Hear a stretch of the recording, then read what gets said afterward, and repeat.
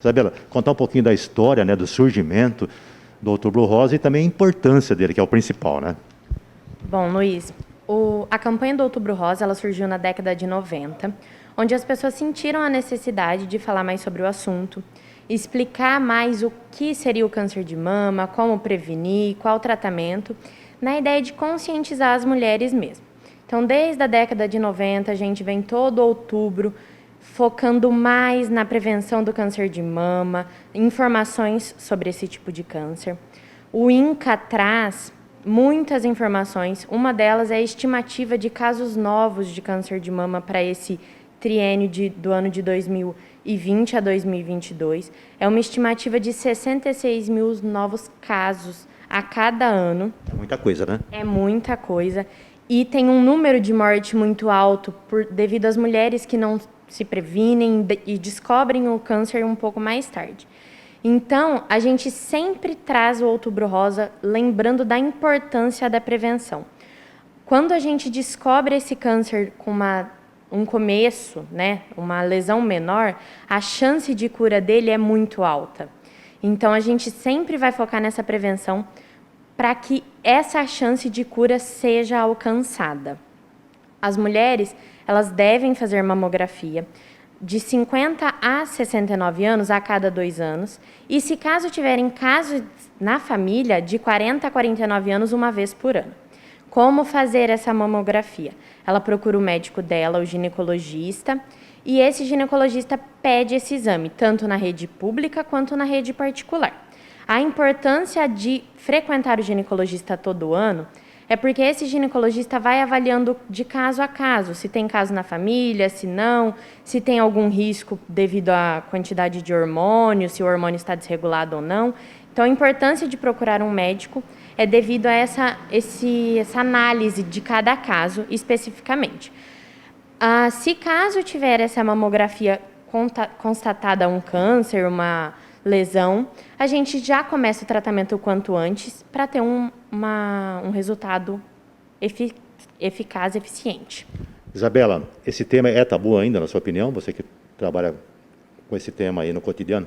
Sim, muitas mulheres têm medo de se tocar. Por exemplo, das maneiras da gente descobrir um câncer de mama é através do autoexame. O autoexame a gente pode fazer em casa, uma vez por mês, embaixo do chuveiro, sem que ninguém veja. E muitas mulheres ainda têm medo disso, não fazem o autoexame. Tem aquele receio de, nossa, como eu vou falar para as pessoas que eu tenho câncer de mama. Então, algumas nem procuram atendimento e deixam o câncer atingir uma fase muito difícil de tratar. Então, é um tema que, apesar de vir há 20 anos quase 20 anos sendo discutido todo outubro e todos os outros meses, as pessoas ainda têm muito tabu em relação ao câncer de mama. O autoexame, um procedimento simples feito no momento de intimidade, foi o que salvou a Cristiane. Há 6 anos, ela descobriu em casa que havia alguma coisa errada em um dos seios. Isso foi 6 anos atrás, né? Eu estava fazendo o autoexame em casa, né? Como sempre é dito na mídia, né? Na televisão, para que a gente possa assim, se tocar e conhecer o nosso corpo. E foi uma dessas vezes que eu descobri algo diferente na minha mama, né? Esquerda. E aí foi onde eu procurei o médico. Momento de tensão.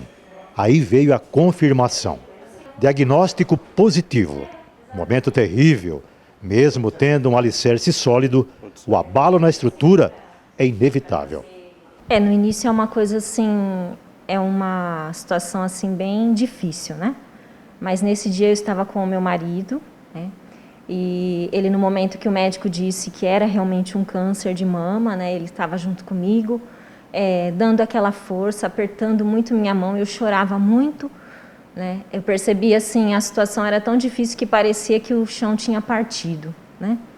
Mas meu marido ficou ouvindo e o médico sempre disse isso para ele. Ela tem 90% de chance de cura. Ela vai entrar para um tratamento e vai ser muito bem sucedida. Então isso foi uma palavra assim que eu sempre levei durante todo o meu tratamento, que aquilo ia passar, que era só uma fase. Pois bem, além das medicações, o desconforto e os efeitos colaterais da quimioterapia, as pacientes diagnosticadas com o câncer de mama têm de conviver com a possibilidade do astral delas ir lá para baixo. Lembra da solidez, do alicerce? Pois bem, foram eles que fizeram a Cristiane encarar a situação com mais leveza, o que não é muito comum. Afinal, estamos falando de coisas que são caras à autoestima da mulher. Quando o médico me disse todo o tratamento que eu ia enfrentar, porque eu fiz 16 sessões de quimioterapia durante todo o tratamento, e eu perguntei para ele, doutor, vai cair meu cabelo? Ele disse, vai cair o seu cabelo. Mas assim, o seu cabelo vai cair, mas você sabe por que ele vai cair? Porque é uma consequência do tratamento, né? Então, aí eu optei por usar lenço. E nós temos um filho, o Murilo, né? E o Murilo, naquela época, tinha 3 aninhos. E como que eu vou explicar isso para o meu filho? Por que vai cair meu cabelo? Por que eu vou ficar careca? Então, um dia eu peguei e coloquei lenço em casa e comecei a fazer as coisas em casa e deixei com que ele me notasse de lenço. Aí ele notou, ele falou assim para mim, mamãe, o que é isso? Eu falei assim, agora a mamãe vai ter um cabelo colorido. Todas as vezes que a mamãe for sair, a mamãe vai ter um cabelo colorido. E a criança, assim, elas nos surpreendem com as respostas dela, né? Ele disse assim, mamãe, você tá linda. Eu também quero um cabelo colorido daqui para frente, né? Então, aquilo, assim, é divino, né? A forma como as crianças, elas assimilam as coisas e tão pequenas elas nos dão tanta força, né? E as minhas amigas também sempre me disseram que quando fosse a primeira vez que eu fosse sair de lenço, era para eu avisar. E aí eu avisei, nesse dia nós tínhamos uma reunião muito importante no Salão do Reino, e quando eu cheguei lá, todo mundo estava de lenço. As crianças, as mulheres, os homens, né? Então aquilo fez toda a diferença durante esse tratamento. É como elas dissessem assim, vai, faz porque você não está sozinha. Nós te amamos, você não é diferente. O seu cabelo não vai fazer diferença. Nós vamos continuar te amando do mesmo jeito. E aquilo foi uma imagem que eu guardei assim durante todo o meu tratamento, porque aquilo assim foi muito bom. Você se sentir amada nessa fase, como a minha família sempre demonstrou isso por mim, meu marido, meu filho, minha mãe, toda a minha família, meus amigos, e principalmente assim a nossa fé em Deus, né? Que aquilo vai passar, que é só uma fase e vai passar. E o cabelo volta, né? Como voltou? O principal medo delas, a questão da estética, porque isso é uma coisa que pra gente é muito difícil. Uma mulher, ela tem o cabelo como uma parte muito importante do corpo, a mama é uma construção do corpo, então quando a gente pensa na questão da mutilação, que é a retirada da mama completa ou uma parte da mama, onde vai ficar disforme o corpo, não vai ficar igual uma mama da outra, e a queda do cabelo, isso causa um medo muito grande. Então, elas têm muito receio de como a sociedade vai enxergar elas e como a família vai oferecer esse apoio. Então, é muito importante que, se caso alguém da família, algum conhecido for diagnosticado com câncer de mama, que a gente ofereça o maior apoio possível, porque é uma fase muito difícil. A gente lidar com todo o processo e, além de tudo, o visual mudar do jeito que muda.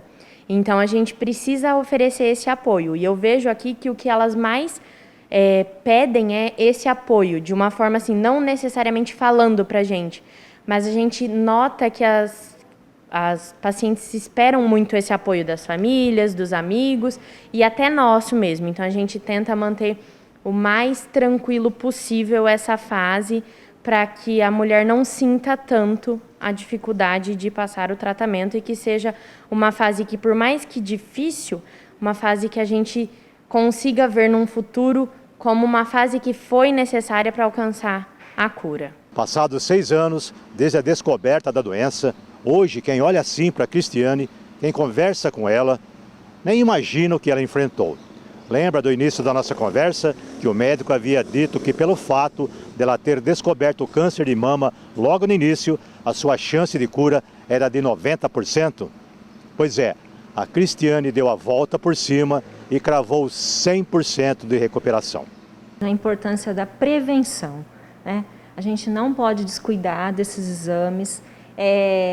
A gente costuma até mesmo dizer assim, que é um toque que cura, né? A gente se tocar, a gente conhecer o nosso corpo, qualquer dúvida que a gente tiver, nós percebemos que aqui na nossa cidade, na nossa região, existem médicos interessados, existem exames que são de fácil acesso para as pessoas, e isso é muito importante, né? Eu digo assim, se a pessoa tiver que enfrentar um tratamento desse, como diz aquele provérbio, né? Se a gente ficar desanimado no dia que a gente tiver um problema, a gente não vai ter força. Então nós temos que ir, se tiver que enfrentar, ir de cabeça erguida, para que essa guerra a gente possa vencer. A Cris é um caso de que, se a gente se conhecer, se a gente se tocar, as coisas podem acontecer de uma maneira mais simples.